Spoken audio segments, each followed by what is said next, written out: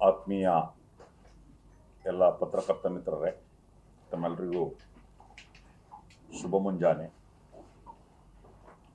2023ರಲ್ಲಿ ಅಧಿಕಾರಕ್ಕೆ ಬಂದಂತಹ ಕಾಂಗ್ರೆಸ್ ಸರ್ಕಾರ ಅಧಿಕಾರಕ್ಕೆ ಬರುವ ಮುಂಚೆ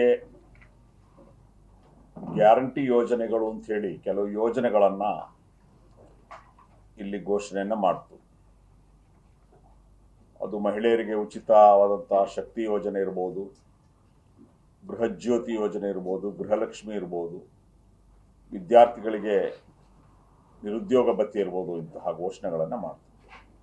ಆ ಸಂದರ್ಭದಲ್ಲಿ ನಿಮಗೆ ನೆನಪಿರ್ಬೋದು, ಸಿದ್ದರಾಮಯ್ಯನವರು ಒಂದು ಪತ್ರಿಕಾಗೋಷ್ಠಿಯಲ್ಲಿ ಮಾತನಾಡ್ತಾ ಅಥವಾ ಯಾವುದೋ ಒಂದು ಸಭೆಯಲ್ಲಿ ಮಾತನಾಡ್ತಾ MLA ಕಾಕಾ ಪಾಟೀಲ್ಗೂ ಫ್ರೀ, ಮಾದೇಪ್ಪನವರಿಗೂ ಫ್ರೀ ಅಂತ ಹೇಳಿ ಘೋಷಣೆಯನ್ನು ಮಾಡಿದ್ರು. 3 ವರ್ಷ ಸಿದ್ದರಾಮಯ್ಯನವರ ಸರ್ಕಾರ ಪೂರೈಸಿ ಈಗ DK ಶಿವಕುಮಾರ್ ಅವರು ಮುಖ್ಯಮಂತ್ರಿ ಆದಾಗ ಈ ಗ್ಯಾರಂಟಿ ಯೋಜನೆಗಳ ವಾರಂಟಿ ಮುಗಿಸಿದ್ದಾರೆ. ಏನು ಜನರಿಗೆ ಗ್ಯಾರಂಟಿ ಯೋಜನೆಗಳ ವಾರಂಟಿಯನ್ನು ಕೊಟ್ಟಿದ್ರು, ಆ ವಾರಂಟಿಯನ್ನು ಮುಗಿಸಿದ್ದಾರೆ. ಈಗ ಕರ್ನಾಟಕ ರಾಜ್ಯದ ಜನರನ್ನ ದಾಖಲೆಗಳ ಹೆಸರಿನಲ್ಲಿ ಸತಾಯಿಸ್ತಾ ಇದ್ದಾರೆ. ಗೃಹಲಕ್ಷ್ಮಿಗೆ ದಾಖಲೆ ಕೊಡಿ, ಗೃಹಜ್ಯೋತಿಗೆ ದಾಖಲೆ ಕೊಡಿ ಅಂತೇಳಿ ಮೊದಲಿಗೆ ಅದು ಏನನ್ನೂ ಕೇಳಲಿಲ್ಲ, ಅರ್ಜಿ ಹಾಕಿಸ್ಕೊಂಡ್ರು. ಈಗ ದಾಖಲೆ, ಪ್ಯಾನ್ ಕಾರ್ಡ್ ಕೊಡಿ, ಆಧಾರ್ ಕಾರ್ಡ್ ಕೊಡಿ, ರೇಷನ್ ಕಾರ್ಡ್ ಕೊಡಿ, ಜಾತಿ ಆದಾಯ ಕೊಡಿ. ಯಾವ ಕಚೇರಿಗೆ ಹೋದರೂ ಕೂಡ, ನಾಡ ಕಚೇರಿಯಲ್ಲಿ, ಗ್ರಾಮವನ್ನಲ್ಲಿ, ಕರ್ನಾಟಕವನ್ನಲ್ಲಿ, ತಹಶೀಲ್ದಾರ್ ಆಫೀಸ್ನಲ್ಲಿ ಎಲ್ಲೂ ಕೂಡ ಜನರೇ ಜನರು. ಯಾಕೆ ಅಂದ್ರೆ ದಾಖಲೆಗಳಿಗೆ. ಒಂದು ಕಡೆ ಕೇಂದ್ರ ಸರ್ಕಾರ SIR ಅನ್ನು ತಂದು ಒಂದು ಕಡೆ ದಾಖಲೆ ಮಾಡಲಿಕ್ಕಿರುವ ಒಂದು ಹಿಂಸೆ, ಇನ್ನೊಂದು ಕಡೆ ರಾಜ್ಯ ಸರ್ಕಾರ ಈ ರೀತಿ ಹಿಂಸೆ. ಇದಕ್ಕೆ ನಾವು ಸರ್ಕಾರ ಇದನ್ನ ಯಾಕೆ ಅಂತ ಹೇಳಿದ್ರೆ, ಒಟ್ಟಿನಲ್ಲಿ ಇವರು ಘೋಷಣೆ ಮಾಡಿ ಆಗಿದೆ, ವಾರ್ಷಿಕ 55,000 ಕೋಟಿ ಬೇಕು, ಇದನ್ನು ಹೇಗಾದರೂ ನಿಲ್ಲಿಸಬೇಕು. ಹಾಗಾಗಿ ಅಥವಾ ಅದನ್ನ ಏನಾದ್ರು ಮಾಡಿ ನಿಲ್ಲಿಸ್ಲಿಕ್ಕೋಸ್ಕರ ಏನ್ ಮಾಡಿದ್ದಾರೆ, ಈಗ ಅದನ್ನ ಕಡಿಮೆ ಮಾಡಲಿಕ್ಕೆ ಬೆನಿಫಿಷಿಯರನ್ನ ಕಡಿಮೆ ಮಾಡುವಂತ ಕೆಲಸವನ್ನ ಮಾಡ್ತಾ ಇದ್ದಾರೆ. ಇನ್ನೊಂದು ಬಹಳ ಆತಂಕಕಾರಿ ಒಂದು ವಿಚಾರ ಏನು ಅಂದ್ರೆ, ಸಾಮಾಜಿಕ ಭದ್ರತಾ ಯೋಜನೆಗಳು, ವೃದ್ಧಾಪ್ಯ ವೇತನ,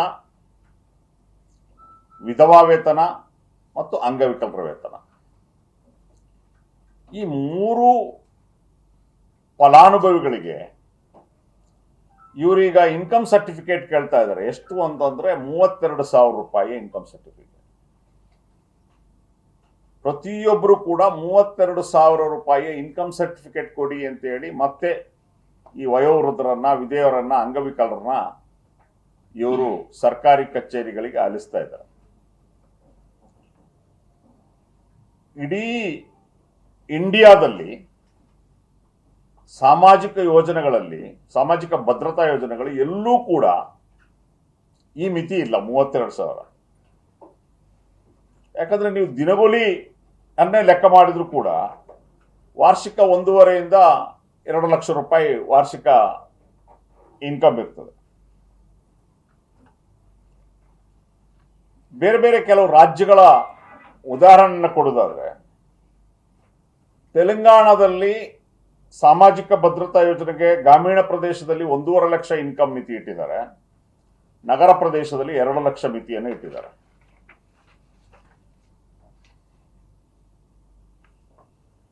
ಆಂಧ್ರದಲ್ಲಿ ಕೂಡ ಸೇಮ್ ಇದೇ ರೀತಿ ಇದೆ. ಹರಿಯಾಣದಲ್ಲಿ 3 ಲಕ್ಷ ರೂಪಾಯಿವರೆಗೆ ವಾರ್ಷಿಕ ಕುಟುಂಬದ ಆದಾಯದ ಮಾನದಂಡವನ್ನು ಬಯಸಲಾಗಿದೆ. ಕೇರಳ ರಾಜ್ಯದಲ್ಲಿ 1 ಲಕ್ಷ ಇದನ್ನ ಇಟ್ಟಿದ್ದಾರೆ. ಅಲ್ಲೆಲ್ಲ ಸಾಮಾಜಿಕ ಭದ್ರತಾ ಯೋಜನೆಗಳು ಹೆಚ್ಚು ಕೂಡ ಇದೆ ಕಂಪೇರಿಟಿವ್ಲಿ. ಇಲ್ಲಿ 1,800 ರೂಪಾಯಿ ಕೊಡ್ತಾ ಇದ್ರೆ, ಅಲ್ಲಿ ತೆಲಂಗಾಣದಲ್ಲಿ 4,000, ಆಂಧ್ರದಲ್ಲೂ ಕೂಡ ಸರಿಸುಮಾರು 4,000 ಕೊಡ್ತಾ ಇದ್ದಾರೆ. ತಮಿಳುನಾಡಲ್ಲೂ ಕೂಡ ಹೆಚ್ಚಿದೆ. ಇವರ ದ್ವಂದ್ವ ನೀತಿ ಯಾವ ರೀತಿ ಇದೆ ಅಂದ್ರೆ, ಕರ್ನಾಟಕ ರಾಜ್ಯದಲ್ಲಿ ಪ್ರಸ್ತುತ BPL ಕಾರ್ಡ್ನ ಆದಾಯ ಮಿತಿ 1,20,000 ಈಗ ಪ್ರಸ್ತುತ. ಈಗಾಗಲೇ ಏನು ಸಚಿವರು ಮುನಿಯಪ್ಪನವರು, KH ಮುನಿಯಪ್ಪನವರು, ಆಹಾರ ಮತ್ತು ನಾಗರಿಕ ಸರಬರಾಜು ಸಚಿವರು BPL ಮಾನದಂಡವನ್ನ, ಕ್ರೈಟೀರಿಯಾವನ್ನ, ಇನ್ಕಮ್ ಕ್ರೈಟೀರಿಯಾವನ್ನ 1,20,000ದಿಂದ 3 ಲಕ್ಷಕ್ಕೆ ನಾವು ಹೆಚ್ಚು ಮಾಡುವ ಒಂದು ಶಿಫಾರಸನ್ನ ನಾವು ಪರಿಶೀಲನೆ ಮಾಡ್ತಾ ಇದ್ದೀವಿ ಅಂತೇಳಿ. ಅಂದ್ರೆ ಒಂದೇ ಸರ್ಕಾರದಲ್ಲಿ ದ್ವಂದ್ವ ನೀತಿ ನೋಡಿ. ಬಿಲೋ ಪಾವರ್ಟಿ ಲೈನ್ ಕಾರ್ಡ್ಗೆ 3 ಲಕ್ಷ ಮಾಡ್ತೀವಿ ಅಂತ ಒಂದ್ ಕಡೆ ಹೇಳ್ತಾರೆ, ಭದ್ರತಾ ಯೋಜನೆಗಳಿಗೆ ವಿಧವೆಯರಿಗೆ ವೇತನ ಕೊಡ್ಲಿಕ್ಕೆ 32,000 ಇನ್ಕಮ್ ಅಂತ ಹೇಳ್ತಾರೆ. ಅದೇ ರೀತಿ ಈ ಡಾಕ್ಯುಮೆಂಟ್ಸ್ ಅನ್ನ ಕೇಳೋದು, ನೀವು ಗೃಹಜ್ಯೋತಿ ಮಾಡಿದಂತಹ ಸಂದರ್ಭದಲ್ಲಿ ಯಾವುದೇ ಇನ್ಕಮ್ ಆಗಲಿ ಯಾವುದನ್ನು ಕೂಡ ನೀವು ಮಾನದಂಡವಾಗಿ ತಗೊಳ್ಳಿಲ್ಲ. ಆ ಕಾರಣಕ್ಕಾಗಿ ಮಾದೇವಪ್ಪನಿಗೂ ಫ್ರೀ, ಮಿನಿಸ್ಟರ್ ಮಾದೇವಪ್ಪನಿಗೂ ಫ್ರೀ, ಇನ್ನೊಬ್ಬರಿಗೂ ಫ್ರೀ ಅಂತೇಳಿ ಈಗ ಎಲ್ಲಾ ದಾಖಲೆಗಳನ್ನ ಕೇಳ್ತಾ ಇದ್ದೀರಿ. ಜನ ತುಂಬಾ ಸಂಕಷ್ಟವನ್ನು ಅನುಭವಿಸ್ತಿದ್ದಾರೆ. ಮತ್ತೆ ಬಹಳ ಮುಖ್ಯವಾಗಿ ಏನಾಗ್ತದೆ, ಈ ಡಾಕ್ಯುಮೆಂಟ್ಗಳ ಕೇಳಬೇಕಾದ್ರೆ ನೀವೇನೋ ಕೇಳ್ಬಿಡ್ತೀರಿ ಸರ್ಕಾರ, ಬಟ್ ನಿಮ್ಮ ಸರ್ಕಾರಿ ಕಚೇರಿಗಳು ಏನಿದೆ ಅಂತ ಹೇಳಿದ್ರೆ ಯಾವ ದಾಖಲೆಗಳ ಕನಿಷ್ಠ 15 ದಿವಸ ಇಲ್ದರೆ ಕೊಡೋದಿಲ್ಲ. ಅವರು ಚಪ್ಪಲಿ ಸವಿಸ್ಬೇಕು, ಹೋಗಿ ಹೋಗಿ ಹೋಗಿ ಅವ್ರಿಗೆ ಚಪ್ಪಲಿ ಸವಿಸಿ ನಿಮ್ಮ ಅಧಿಕಾರಿಗಳಿಗೆ ಲಂಚ ಕೊಟ್ಟು ತಗೊಳ್ಬೇಕು. ಈ 32,000 ಇನ್ಕಮ್ ಅಥವಾ ಏನೋ ಮಾಡಿದಿರಲ್ಲ, ಇದರಿಂದ ನಿಮ್ಮ ಅಧಿಕಾರಿಗಳಿಗೆ ಅನುಕೂಲ ಆಗುತ್ತೆ. ಅವ್ರಿಗೆ ಒಂದು ಒಳ್ಳೆ ಲಂಚ, 32,000 ಕೊಡ್ಬೇಕಾ, 32,000 ಇನ್ಕಮ್ ಸರ್ಟಿಫಿಕೇಟ್ ಕೊಡೋದಾದ್ರೆ ಇಷ್ಟು ಕೊಡಿ ಅಂತೇಳಿ. ಈ ಅಧಿಕಾರಿಗಳು ಎಷ್ಟು ಬಂಡ್ರು ಅಂತ ಹೇಳಿದ್ರೆ ವಿಧವೆಯರನ್ನು ಬಿಡಲ್ಲ, ವಯೋವೃದ್ಧರನ್ನು ಬಿಡಲ್ಲ, ಅವ್ರಿಗೆ ಒಟ್ಟಿನಲ್ಲಿ ಹಣ ಬೇಕು. ಭ್ರಷ್ಟಾಚಾರದ ಕೂಪಗಳಾಗಿವೆ ಈ ರೆವಿನ್ಯೂ ಡಿಪಾರ್ಟ್ಮೆಂಟ್ ಅನ್ನುವಂಥದ್ದು. ಹಾಗಾಗಿ ನಮ್ಮ SDPIನ ಬೇಡಿಕೆ ಏನು ಅಂತ ಹೇಳಿದ್ರೆ, ಮಾನ್ಯ ಮುಖ್ಯಮಂತ್ರಿಗಳಿಗೆ ಈಗಾಗಲೇ ನಾನು ಪತ್ರ ಕೂಡ ಬರೆದಿದ್ದೇನೆ, ಒಂದು ಕಾಮನ್ ಅಜೆಂಡಾ, ಕಾಮನ್ ಒಂದು ಕ್ರೈಟೀರಿಯಾ ಫಿಕ್ಸ್ ಮಾಡಿ. ಇಡೀ ಕರ್ನಾಟಕದಲ್ಲಿ ಒಂದು ಕಾಮನ್, ಉದಾಹರಣೆಗೆ BPL ಬಿಲೋ ಪಾವರ್ಟಿ ಲೈನ್ ಅನ್ನುವಂಥದ್ದು ಒಂದು ನೀವು ಮಾನದಂಡ ಮಾಡಿ ಅವರಿಗೆ ಬಿಲೋ ಪಾವರ್ಟಿ ಲೈನ್ ಅಂತ ಫಿಕ್ಸ್ ಮಾಡಿದ್ರಿ. ಈಗ 1,20,000 ಇದೆ, ಮುಂದಕ್ಕೆ ನೀವು 3 ಲಕ್ಷ ಮಾಡಿ. ಈಗಿನ ಅಂದ್ರೆ ಈ ಹಳೇ ಕಾಲದನ್ನೇ ತೆಗೆದುಕೊಂಡು ಹೋಗ್ಬೇಡಿ. ಈಗಿನ ಪರಿಷ್ಕೃತವಾದಂತಹ ಏನು ಡೈಲಿ ವೇಜಸ್ ಇದೆ ಅಥವಾ ಲೈಫ್ ಸ್ಟೈಲ್ ಚೇಂಜ್ ಆಗಿರುವಂಥದ್ದು, ಇದೆಲ್ಲವನ್ನು ನೋಡಿಕೊಂಡು ನೀವು 3 ಲಕ್ಷ ರೂಪಾಯಿ ಆದಾಯ ಮಿತಿಯನ್ನು ಮಾಡಿ BPL ಕಾರ್ಡನ್ನು ಮಾಡಿ. ಆ ನಂತರ ಪ್ರತಿಯೊಂದಕ್ಕೂ BPL ಮಾನದಂಡ ಮಾಡಿ. ಅದಕ್ಕೊಂದು ಇನ್ಕಮ್ ಸರ್ಟಿಫಿಕೇಟ್, ಅದಕ್ಕೆ ಆ ಕಾರ್ಡು, ಅದಕ್ಕೆ ಈ ಕಾರ್ಡು ಅಂತ ಹೇಳಿ ಮಾಡೋದು ಬೇಡ. ಮತ್ತೆ ಈ ದಾಖಲೆಗಳನ್ನು ಕೇಳೋದು ನಿಲ್ಲಿಸಿ. ಒಂದು ಕಡೆ ಕೇಂದ್ರ ಸರ್ಕಾರ ಗೋಳು ಹೇಳೋದು, ಇನ್ನೊಂದು ಕಡೆ ರಾಜ್ಯ ಸರ್ಕಾರ. ಒಂದು ದಾಖಲೆಗಳೇ ಬೇಡ, ಒಂದು ದಾಖಲೆ ಅದು ಪರ್ಮನೆಂಟ್ ಆಗಿ BPL ಕಾರ್ಡ್ ಇದ್ರೆ ಆಗ್ತದೆ. BPL ಕಾರ್ಡ್ ಎಲಿಜಿಬಲ್ ಇದ್ರೆ ಅವನು ಎಲ್ಲಾ ಯೋಜನೆಗಳಿಗೂ ಎಲಿಜಿಬಲ್, ಏನೇ ಈ ಸಾಮಾಜಿಕ ಭದ್ರತಾ ಯೋಜನೆಗಳಿಗೆ ಅಂತೇಳಿ ಮಾಡುವಂಥದ್ದು. ಇನ್ನೊಂದು ಪ್ರಮುಖ ವಿಚಾರ, ಈ ಇತ್ತೀಚೆಗೆ ಈ card, ration card, BPL card ಕೊಡುವುದನ್ನೇ ನಿಲ್ಲಿಸಿದ್ದಾರೆ. ಸರಿಸುಮಾರು 3-4 ವರ್ಷಗಳಿಂದ BPL ಕಾರ್ಡ್ನ ಇಶ್ಯೂ ಮಾಡ್ತಾ ಇಲ್ಲ. ಸಾರ್ವಜನಿಕರಿಗೆ ತುಂಬಾ ತೊಂದರೆ ಆಗಿದೆ. ಯಾಕಂದ್ರೆ ಈಗ ಜಾಯಿಂಟ್ ಕುಟುಂಬಗಳು, ಅವಿಭಕ್ತ ಕುಟುಂಬಗಳು, ಅದು ಬದಲಾಗಿ ಕುಟುಂಬಗಳು ಬೇರೆ ಹೋದಂತ ಸಂದರ್ಭದಲ್ಲಿ ಅವರಿಗೆ ಕಾರ್ಡ್ ಬೇಕಾಗ್ತದೆ. ಮನೆ ಮದುವೆ ಆಗಿ ಮಕ್ಕಳಾದ್ಮೇಲೆ ಅವರು ಅವಿಭಕ್ತ ಕುಟುಂಬದಿಂದ ಹೋಗಿ ಸಪರೇಟ್ ಮನೆ ಮಾಡ್ತಾರೆ. ಹಾಗಾಗಿ ಸರ್ಕಾರ 3 ವರ್ಷ 4 ವರ್ಷ ಕಾರ್ಡೇ ಕೊಡ್ದಿದ್ರೆ ಹೇಗೆ? ವೆರಿ ಅನ್ಫಾರ್ಚುನೇಟ್ ಇದು. ಕಾರ್ಡ್ಗೆ ಅಪ್ಲೈ ಮಾಡಿದಾಗ ನಿಮ್ಮ ರೆವಿನ್ಯೂ ಇನ್ಸ್ಪೆಕ್ಟರ್ ಇದ್ದಾರೆ, ವಿಲೇಜ್ ಅಕೌಂಟ್ ಇದ್ದಾರೆ, PDO ಇದ್ದಾರೆ, ಒಂದು ವೆರಿಫಿಕೇಶನ್ ಮಾಡೋದು, ಕೊಡೋದು. ಇದಕ್ಕೆ ಇಷ್ಟು 4 ವರ್ಷ ಕಾಯಿಸ್ಬೇಕಾ?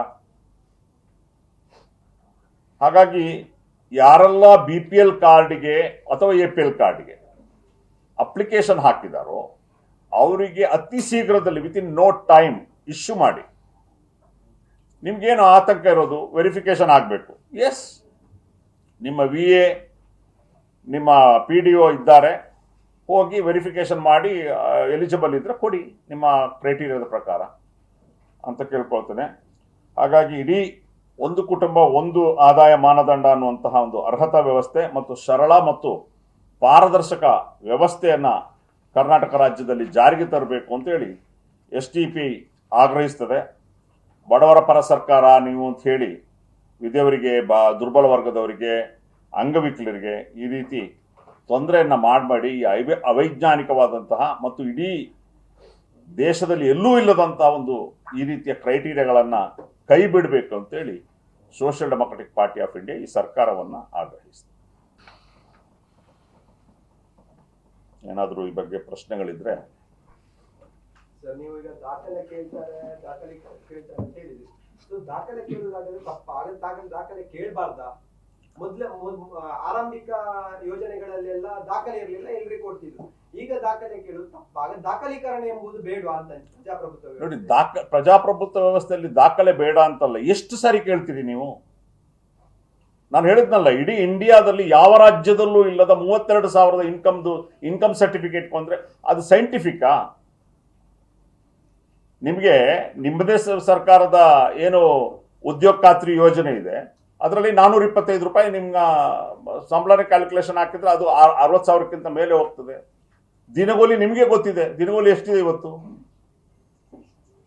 ಅಂದ್ರೆ ನಾನು ಹೇಳೋದು, ಪದೇ ಪದೇ ದಾಖಲೆ ಮಾಡಿ, ದಾಖಲೆ ಕೇಳಬಾರ್ದಲ್ಲ, ಪದೇ ಪದೇ ದಾಖಲೆಯನ್ನು ಕೇಳಿ ಜನರನ್ನ ಸಂಕಷ್ಟ ಕೆಡುವಂತ ಕೆಲಸವನ್ನು ಬಿಡಿ. ನೀವು ಪದೇ ಪದೇ ಕೇಳಬೇಡಿ. ಒಮ್ಮೆ ಒಂದು ಮಾನದಂಡ. ಈಗ ಹಲವು ರಾಜ್ಯಗಳಲ್ಲಿ BPL ಕಾರ್ಡೇ ಮಾನದಂಡ. BPL ಕಾರ್ಡ್ ಇದ್ರೆ ಹಿ ಇಸ್ ಎಲಿಜಿಬಲ್ ಪ್ರತಿಯೊಂದು ಯೋಜನೆಗೂ. ಸಾಕಲ್ಲ, ಈಗ BPL ಕಾರ್ಡ್ ಇದ್ರೆ ಆ ಕುಟುಂಬದ ಒಬ್ಬರು ವಿಧವೆ ಇದ್ರೆ ಆ ಹೆಸರು ಇರ್ತದೆ, ಅದನ್ನ ಮಾನದಂಡ ಮಾಡಿ. ಅದನ್ನ ನಾವು ಕೇಳ್ತಾ ಇರೋದು. ಪದೇ ಪದೇ ನೀವು ಕೇಳೋದು, ಅವರು ಅಲಿಯೋದು.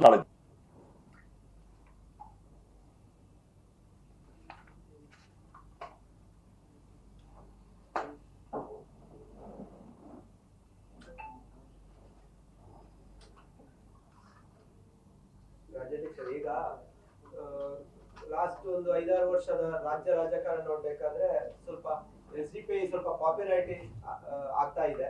ಸೊ ರಾಜ್ಯದ ರಾಜಕಾರಣದ ಮುಂದಿನ ನಿಮ್ಮ ದೃಷ್ಟಿಕೋನ ಮತ್ತು ಏನ್ ಗುರಿ ಇಟ್ಕೊಂಡಿದ್ದೀರಿ ಅಂತ ನೋಡಿ. ಈ ಸರ್ಕಾರಗಳು ಏನಿದೆ, ಈ ಪಾರ್ಟಿಗಳು, ಈ ರಾಜಕೀಯ ಪಕ್ಷಗಳಿಗೆ ಜನ ಭ್ರಮನಿರಸನಗೊಂಡಿದ್ದಾರೆ. ಅದು BJP ಇರ್ಬೋದು, ಕಾಂಗ್ರೆಸ್ ಇರ್ಬೋದು, JDS ಇರ್ಬೋದು. ಜನರು ಪರ್ಯಾಯವನ್ನು ಹುಡುಕ್ತಾ ಇದ್ದಾರೆ. ಇವತ್ತಿನ ದಿನಾಂಕದಲ್ಲಿ ಕರ್ನಾಟಕ ರಾಜ್ಯದಲ್ಲಿ 4th ಲಾರ್ಜೆಸ್ಟ್ ಪೊಲಿಟಿಕಲ್ ಪಾರ್ಟಿ ಇದ್ರೆ ಅದು SDP. ಒಂದು ಸಂಘಟನಾತ್ಮಕವಾಗಿ ನಾವು 31 ಜಿಲ್ಲೆಗಳಲ್ಲೂ ಕೂಡ ಇದ್ದೀವಿ.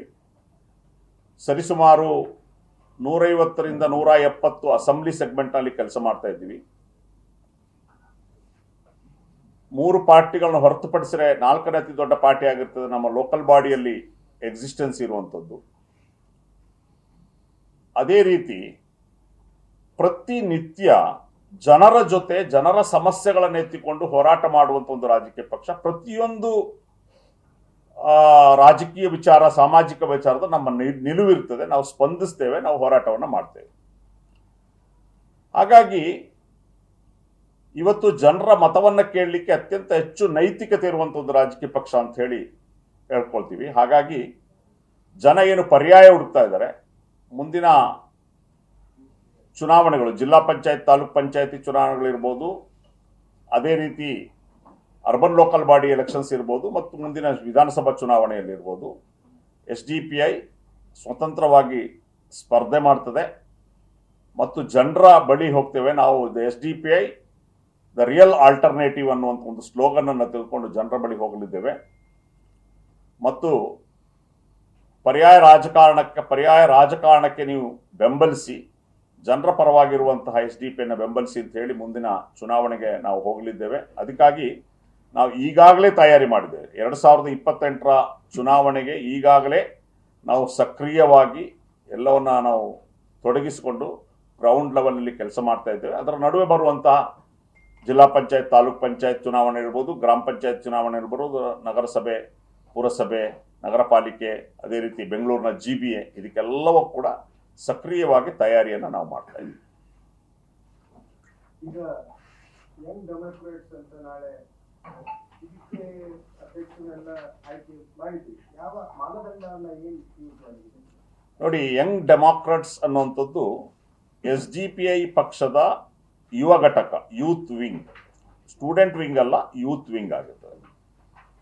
ಮಾನದಂಡ ಏನು ಅಂತ ಹೇಳಿದ್ರೆ ಇದರಲ್ಲಿ 16 ವರ್ಷಕ್ಕಿಂತ ಮೇಲ್ಪಟ್ಟು 40 ವರ್ಷದ ಒಳಗಿನ ಯಾರು ಬೇಕಾದರೂ ಇದರಲ್ಲಿ ಸದಸ್ಯರಾಗಬಹುದು. ಈ ಯಂಗ್ ಡೆಮಾಕ್ರಾಟ್ಸ್ನ ಗುರಿ ಏನು ಅಂತ ಹೇಳಿದ್ರೆ ಈ ರಾಷ್ಟ್ರದ ಯುವಕರ ಇಶ್ಯೂಗಳು, ವಿದ್ಯಾರ್ಥಿಗಳ ಇಶ್ಯೂಗಳನ್ನು ಸರಿಯಾಗಿ ಅಡ್ರೆಸ್ ಮಾಡ್ತಾ ಇಲ್ಲ. ಸರಿಸುಮಾರು ಈ ವಯಸ್ಸಿನ ಹೆಚ್ಚು ಕಡಿಮೆ 40% ಈ ರೆಪ್ರೆಸೆಂಟ್ ಮಾಡುವ ಈ ಯುವಕರ ಭವಿಷ್ಯ ಇರ್ಬೋದು, ಯುವಕರ ಉದ್ಯೋಗ ಇರ್ಬೋದು, ಯುವ ನೀತಿ ಇರ್ಬೋದು, ಇದೆಲ್ಲವೂ ಕೂಡ ಕಡೆಗಣಿಸಲ್ಪಟ್ಟಿದೆ. ನೀವು ಇವಾಗಲೇ ಹೋರಾಟಗಳನ್ನು ನೀವು ನೋಡ್ತಾ ಇದ್ದೀರಿ, ಅವರ ಭವಿಷ್ಯದೊಂದಿಗೆ ಚೆಲ್ಲಾಟ ಆಡ್ತಾ ಇದೆ. ಹಾಗಾಗಿ ಈ ಯುವಕರಿಗೆ ಸರಿಯಾದ ಮಾರ್ಗದರ್ಶನ ಮಾಡಬೇಕು, ಅವ್ರನ್ನ ಸಂಘಟನಾತ್ಮಕವನ್ನು ಮಾಡಬೇಕು.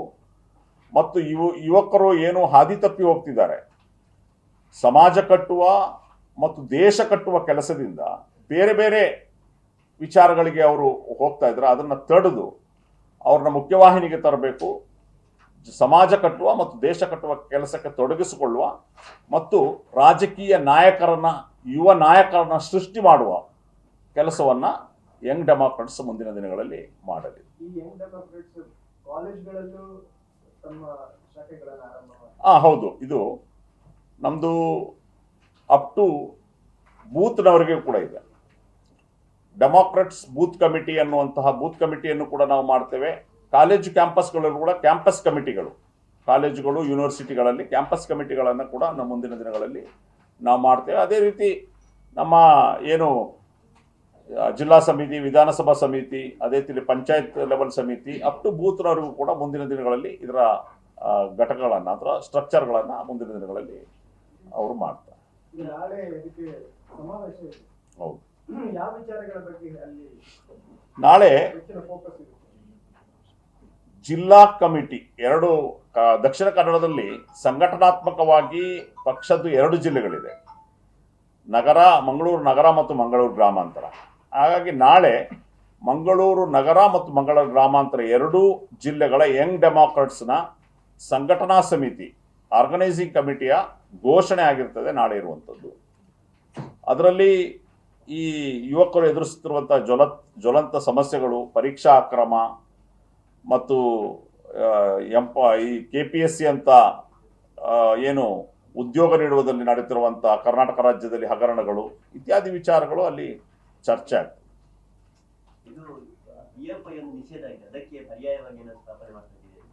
ಇಲ್ಲ, ಅದಕ್ಕೆ ಪರ್ಯಾಯ ನೋಡಿ, social democratic party of India existing ಇರುವಂಥ ಒಂದು ಪೊಲಿಟಿಕಲ್ ಪಾರ್ಟಿ. ಆ ಪಾರ್ಟಿಯ ಈಗಾಗಲೇ ನಾವು ವುಮೆನ್ ಇಂಡಿಯಾ ಮೂವ್ಮೆಂಟ್ ಅನ್ನುವಂತಹ ಮಹಿಳಾ ಘಟಕ ಇದೆ. ಈಗ ನಾವು ಯುವಜನ ಘಟಕವನ್ನು ಆರಂಭಿಸ್ತಾ ಇದ್ದೇವೆ.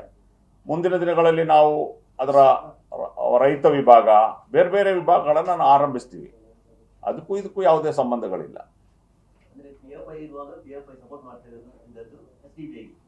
ಈಗ PFI ಇದ್ದವರೆಲ್ಲ ತಳ್ಳಾಪಿಲ್ಲಿ ಆಗಿದ್ದಾರೆ, ಅದರಿಂದ STBಗೆ ತೊಂದರೆ ಆಗಿದೆ ಅನ್ನೋದು ಇಲ್ಲ, ಹಾಗೇನಿಲ್ಲ. ನಾವು ಬಹಳ ಸ್ಪಷ್ಟವಾಗಿದೆ. ನಮ್ದೊಂದು ರಾಜಕೀಯ ಪಕ್ಷವಾಗಿ ನಾವು ನಮ್ಮ ಕೆಲಸಗಳನ್ನು, ನಮ್ಮ ಇಶ್ಯೂಗಳನ್ನು ತೆಗೆದುಕೊಂಡು ಹೋಗ್ತಾ ಇರ್ತೇವೆ. ಅದರಲ್ಲಿ ನಮ್ಮ ಅಜೆಂಡಾಗಳನ್ನು, ನಮ್ಮ ಇಶ್ಯೂಗಳನ್ನು, ನಮ್ಮ ಕೆಲಸಗಳನ್ನು ನೋಡಿ ಜನರು ನಮಗೆ ಬೆಂಬಲವನ್ನು ಕೊಡ್ತಾರೆ.